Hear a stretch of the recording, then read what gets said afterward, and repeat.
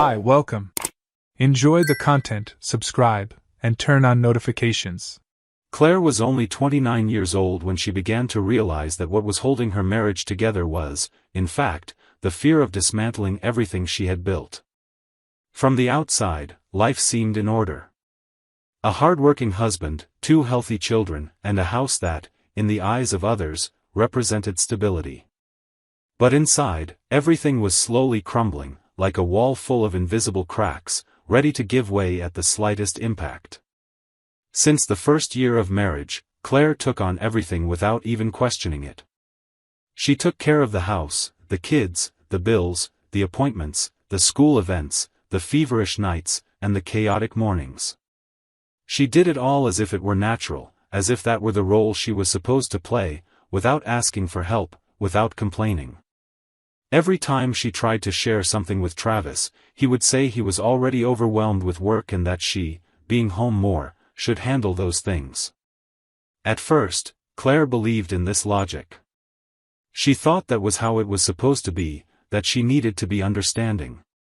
But over time, the tasks stopped being just daily routines and started to feel like shackles. She felt invisible. Travis would come home, drop his backpack on the chair, eat the dinner she prepared, watch TV, and go to sleep. No questions about how her day was, no gesture showing interest or affection. Just silence and indifference. What hurt Claire the most was the feeling that he didn't even notice how exhausted she was. She started looking in the mirror and barely recognized herself. Her eyes no longer sparkled, her smile seemed forced. And no matter how hard she tried to cheer up, something always pulled her back down. In intimate moments, the situation was even more uncomfortable. She pretended to be there, pretended to feel something, pretended there was still desire, just to avoid arguments and keep Travis from complaining. It was as if she had learned to play a role within her own home. For years, Claire repeated this cycle, always believing it was the right thing to do. She thought about the kids and told herself she was protecting the family. But deep inside, she accumulated grievances, resentments, and a loneliness that suffocated her. Each night was an added weight. Each dawn was a reminder that she was trapped in a life that didn't feel like hers. The most painful part for her was realizing how the marriage, which was once built with dreams and plans, had become a cold obligation, like a soulless contract. Claire remembered how it was in the beginning, the caring messages, the plans for the future, the promises they made at the altar. All of that seemed so distant now that she could hardly believe she ever felt anything for Travis. While trying to maintain appearances, she found herself increasingly isolated, as if no one could understand what she was going through. Not friends, not family. Everyone thought she had the perfect life, and that made her feel even more suffocated. It was as if she were screaming in silence, without anyone hearing her. Night after night, Claire wondered where it all went wrong. But deep down, she knew. She knew it was at the moment she started putting everyone else's needs above her own. When she accepted carrying the weight alone, believing that's what a good wife and mother should do. In reality, she had been emotionally distant for a long time. Travis continued acting as if everything was normal, oblivious to the growing distance between them. And every day, Claire felt less willing to keep pretending. She looked in the mirror and saw a tired woman, carrying the world on her shoulders, but getting closer to letting it all fall apart. And it was at this point that her story began to take a different turn, even though she didn't know it yet. Because when a person reaches their limit, they either break or change. And Claire no longer saw any point in continuing to drag herself through a life where there was only silence, exhaustion, and loneliness. Claire reached her limit at the most unexpected moment. The night seemed like so many others. The kids were already asleep, and Travis followed his usual routine, sitting on the couch, distracted with his phone, while silence filled the house. She watched this man there, so distant, as if he were a stranger in his own living room. It was as if everything she had kept bottled up for years was about to spill out at once, without restraint, without filters.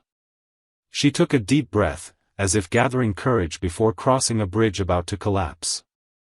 Then, without beating around the bush, she let out what she had been carrying for so long. Each word came out as if torn from her by force, but at the same time, brought relief. Claire said, dryly, that she no longer felt anything. She admitted that, for a long time, she had stopped seeing any connection between them.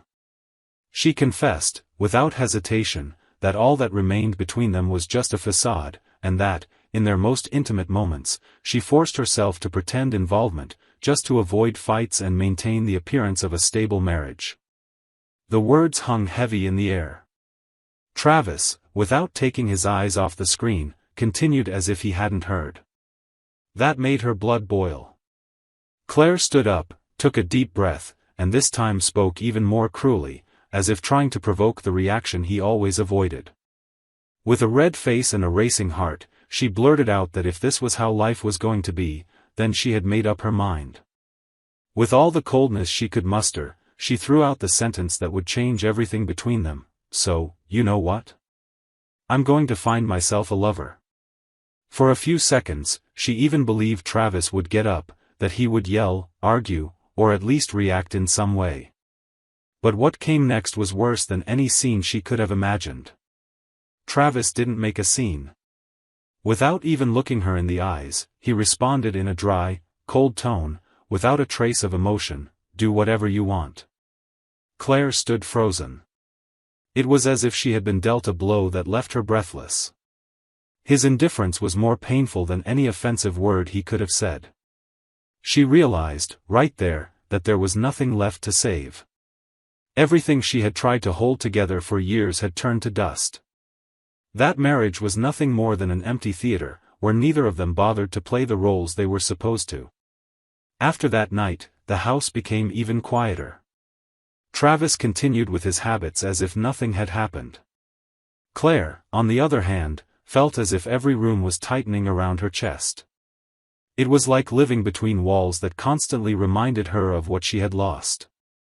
The two began to live together like complete strangers, without exchanging words, without gestures, without any attempt at reconciliation. The dinner table, once occupied by the four of them, was now marked by the empty space between them. The marriage turned into a forced coexistence, sustained only by the children and routine. Travis seemed indifferent to everything. Claire, on the inside, was shattered. But instead of crying, she just observed everything with an empty gaze, as if watching the end of a movie where she already knew the outcome.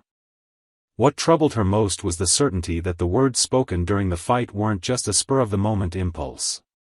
Inside her, something had changed. It was as if a door had been opened, and now she saw everything with clarity. There was no more fear, no guilt, no doubt. The marriage was over, and she no longer had the strength to try to save what was left. From that moment on, Claire no longer saw Travis as her husband. She began to see him as a stranger sharing the same roof, someone who passed by her without leaving a trace, without making any impact. She realized that, even without leaving the house, the divorce between them had already happened. Everything that would come afterward was just the formality needed for each to go their separate ways. After the fight that sealed the fate of their marriage, Claire stopped caring about appearances. She had exhausted all attempts at repair. Now, she just breathed, fulfilled her daily obligations, and kept her eyes on the clock, waiting for the days to end quickly. Her routine boiled down to taking care of the kids, preparing meals, and avoiding any contact that might lead to another argument. Travis remained oblivious to everything, as if living in a separate world where Claire's problems didn't exist. It was during an ordinary morning that something unexpected happened. Claire, as always, was getting the kids ready for school. On the way, she noticed a man standing on the sidewalk, waiting for his own child to get out of the car. He had a calm demeanor, different from the other parents who were always in a rush. There was something about the way he carried himself that caught Claire's attention. It was Jackson, a divorced father who also dropped his kid off at the same school. At first, she only exchanged quick greetings, as she did with anyone else. However, with each new encounter, the conversations began to last longer. Jackson had a light way of speaking. At first, the topics revolved only around the kids, schoolwork, presentations, and the difficulties of handling everything alone. Claire listened and, for the first time in a long while, felt heard. He asked questions, showed interest, and she found herself sharing details she used to keep to herself. Gradually, the conversations moved beyond the school gates. They began exchanging messages and sharing confidences that seemed harmless but, deep down, already hinted at what was to come. Each message exchanged between them carried a little more intimacy. Claire began to feel that Jackson saw her in a way Travis never had. He praised her strength, admired how she cared for her kids, and valued even the small things, like how she explained a school assignment or organized schedules. Without realizing it, she began to look forward to these conversations as a refuge. When her phone vibrated, her heart raced, and that moment became the best part of her day. Soon, their meetings stopped happening only at school. Jackson suggested they grab coffee after dropping off the kids. Claire, hesitant at first, eventually agreed. During that coffee, she felt comfortable, as if she could finally let go of the weight she had been carrying in her chest. They talked about everything, about their failed love lives, about the feeling of being trapped in a relationship with no way out, about the loneliness hidden behind a smile. The coffee dates became frequent. What started as an innocent pause in their routine soon became an anticipated commitment. Claire knew she was crossing a line, but she didn't have the strength to step back. The way Jackson looked at her, with sincerity and desire, reminded her of the woman she once was. The woman Travis had ignored for years. And even though she was fully aware of what she was doing, she kept going, like someone walking a path with no return. Until one afternoon, when the two were together in Jackson's car, he gently but firmly held her hand, making it clear that this moment wasn't just about friendship anymore. Claire didn't pull away. On the contrary, she felt a wave of relief at finally dropping the masks. In that instant, all boundaries were erased. The kiss happened slowly, as if it were the inevitable continuation of everything they had experienced up to that point. Their affair began with secret meetings, always surrounded by a mix of guilt and pleasure. Claire gave herself over without remorse, as if every meeting with Jackson was a chance to rediscover herself. She dove into that relationship with intensity, without looking back. The marriage, which was already destroyed, now served only as a facade so she could continue living that escape. As the weeks went by, Jackson became a constant presence. He made her smile, awakened feelings in her that she thought were buried. And even though she knew the world around her would judge it all, Claire no longer cared. For her, that affair was the only thing that still made sense. What she didn't imagine was that fate was about to demand a price for each of those choices. The day Travis found out, everything started without any sign that something was about to collapse. Claire lived her routine as usual, but inside, there was a constant whirlwind. She divided her time between commitments with the kids and increasingly frequent meetings with Jackson. It was as if all the weight she had carried before had been transferred to those secret moments, where she allowed herself to forget demands, obligations, and even consequences. While Claire let herself be carried away by this new reality, Travis, always so distant, began paying attention to details he had previously ignored. Her phone, which used to sit on the table, was now always in her hands or tucked in her pocket. Her outings, once predictable, were now justified with vague excuses. Her absent looks, her disguised smiles, and her hurry to leave the house started repeating themselves. Travis didn't need much time to put the pieces together.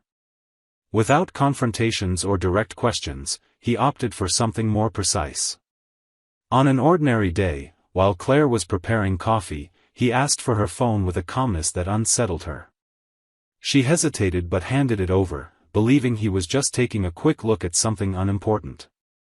Travis, with a calm gaze, opened the messages and, in seconds, everything was exposed. Every word, every meeting, every declaration. It was all there, without any disguise, as if she had never cared to truly hide it. He read in silence, without raising his voice or making any impulsive gestures. He simply closed the phone, looked at her, and said, with the same coldness with which he had accepted the end of the marriage during that night of their argument, "That's enough." Travis got up and left, leaving Claire paralyzed. She knew that moment marked the final point, but even so, she couldn't react. Everything happened without shouting, without scandalous tears, without slamming doors. He packed his bags and left. It was a silent but definitive ending. Days later, Claire received the divorce papers. Travis didn't want to talk, nor did he make any demands. He simply decided to proceed with the separation immediately. The impact of that decision was brutal. Claire, who until then believed she was in control, found herself sinking into an abyss. The affair with Jackson, which had once seemed like a refuge, became a burden. He gradually started pulling away, as if realizing that it would never have a future. Without the marriage, without the lover, Claire found herself alone, carrying the weight of every choice she had made. The children, still young, began spending most of their time with Travis. Claire tried to create a new routine but ran into disapproving looks everywhere she turned. Friends distanced themselves, neighbors whispered, and family members preferred to keep their distance. To everyone, she was the one responsible for destroying the family, the woman who threw everything away because of an affair. Meanwhile, Travis moved on with his life, with the same serenity he had always shown.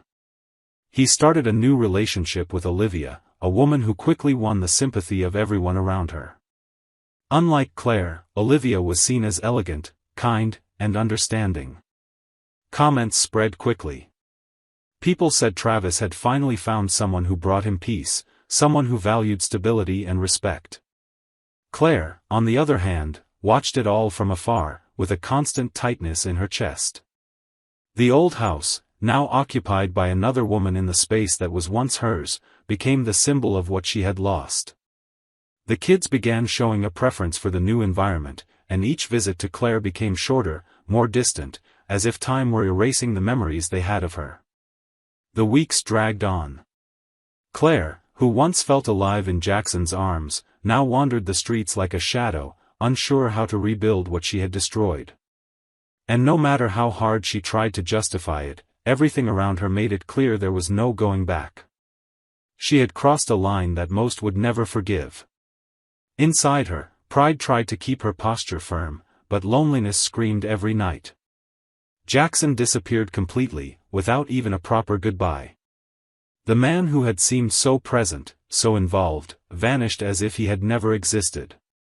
Travis continued building a new life, surrounded by praise and the company of a woman now pointed to as the example of everything Claire hadn't known how to be. And so she remained, carrying the silence and judgment, feeling the weight of every choice, while the world around her pretended she had never been part of that family. The day Travis found out, everything started without any sign that something was about to collapse.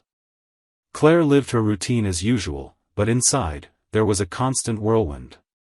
She divided her time between commitments with the kids and increasingly frequent meetings with Jackson. It was as if all the weight she had carried before had been transferred to those secret moments, where she allowed herself to forget demands, obligations, and even consequences. While Claire let herself be carried away by this new reality, Travis, always so distant, began paying attention to details he had previously ignored. Her phone, which used to sit on the table, was now always in her hands or tucked in her pocket. Her outings, once predictable, were now justified with vague excuses. Her absent looks, her disguised smiles, and her hurry to leave the house started repeating themselves. Travis didn't need much time to put the pieces together. Without confrontations or direct questions, he opted for something more precise. On an ordinary day, while Claire was preparing coffee, he asked for her phone with a calmness that unsettled her. She hesitated but handed it over, believing he was just taking a quick look at something unimportant. Travis, with a calm gaze, opened the messages and, in seconds, everything was exposed. Every word, every meeting, every declaration. It was all there, without any disguise, as if she had never cared to truly hide it. He read in silence, without raising his voice or making any impulsive gestures. He simply closed the phone, looked at her, and said, with the same coldness with which he had accepted the end of the marriage during that night of their argument, "That's enough." Travis got up and left, leaving Claire paralyzed. She knew that moment marked the final point, but even so, she couldn't react. Everything happened without shouting, without scandalous tears, without slamming doors. It was a silent but definitive ending. He left the house. Days later, Claire received the divorce papers. Travis didn't want to talk, nor did he make any demands. He simply decided to proceed with the separation immediately.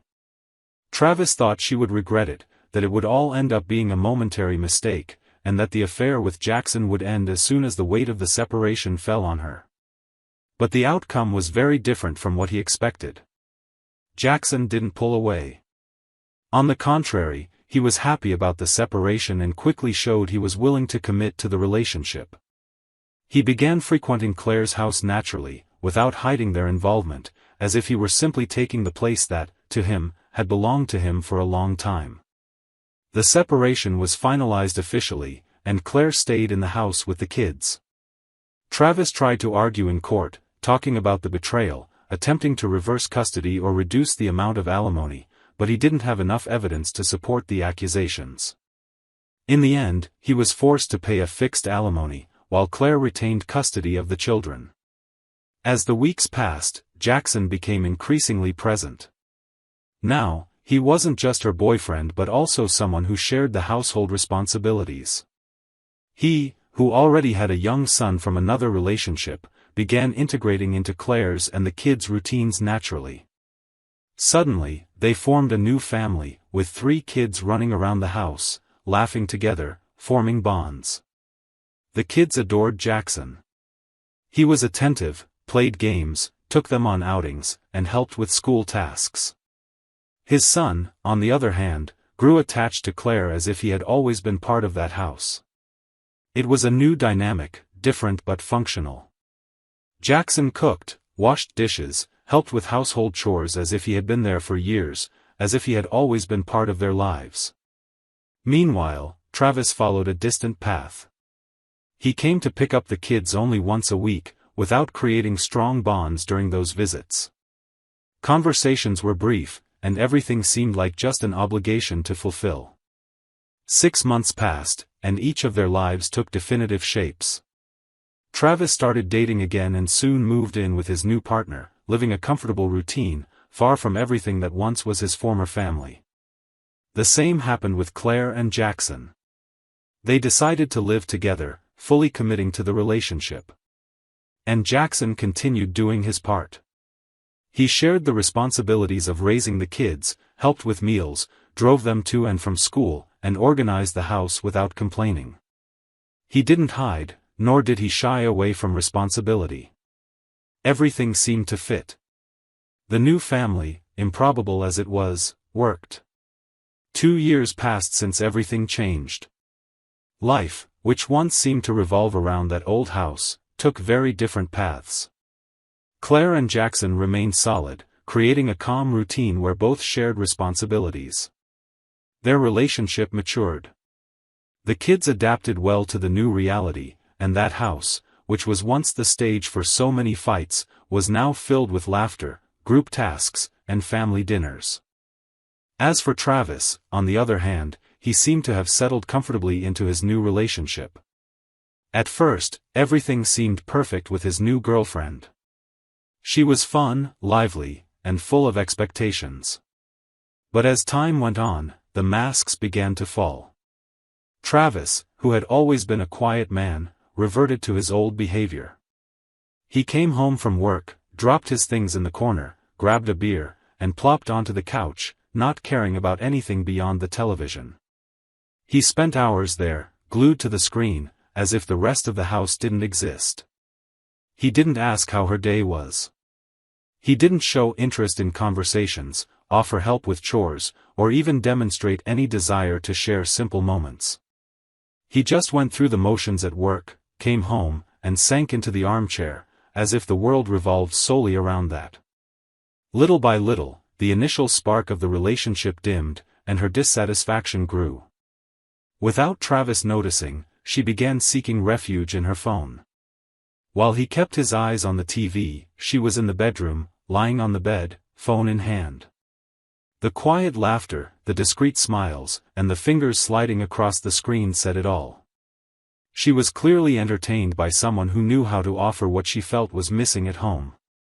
The conversations were constant, filled with contained giggles and glances that shifted when Travis walked down the hallway, oblivious to everything. He didn't suspect a thing. Once again, he was absorbed in his own comfort, ignoring all the signs jumping out in front of him. It was like reliving the past, like repeating the same story without even realizing it.